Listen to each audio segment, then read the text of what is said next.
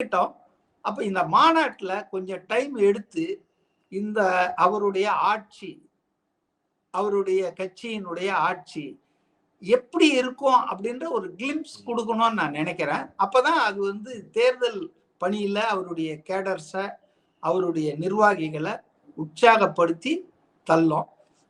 கூட்டணி வந்ததா போச்சா, இந்த கூட்டணி வந்ததா, அந்த கூட்டணி இது வந்து கடை விரித்தார் கொள்வார் இல்லை, இப்படி எல்லாம் நிறைய பேர் அவரை கிண்டல் பண்றாங்க.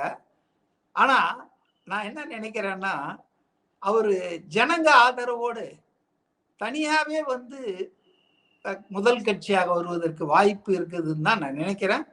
அதனால வந்து மற்ற கட்சிகள் வந்து ஏன் சேர மாட்டேன்றாங்க, சேர மாட்டேன்றாங்கன்னா, எனக்கு தெரிஞ்சது என்னன்னா, சீட்டு நோட்டு ரெண்டும் கொடுக்குறோம் திராவிட கட்சிகள்.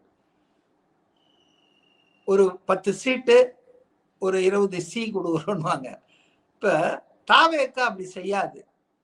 தாவேக்கா வந்து சீட்டு கொடுக்கும், வெற்றிக்கு பாடுபடும், ஆனா பைசா கொடுக்காது. அதுதான் இப்ப மெயின் டிஃபிகல்ட்டி நான் நினைக்கிறேன். மற்ற கட்சிகள் வந்து திமுக வந்து நிறைய காசு அள்ளி விடுறாங்க, அதனால அவங்க இன்னும் அங்க இருக்காங்க. ஸோ கூட்டணி இல்லையே என்பதால் யாரும் கவலைப்படல. கூட்டணி வந்துதான் ஜெயிக்கணும்ன்ற அவசியம் ஒண்ணும் இல்லை. 15 கட்சி கூட்டணி வச்சு கலைஞர் கருணாநிதி மண்ண கவ்வியது.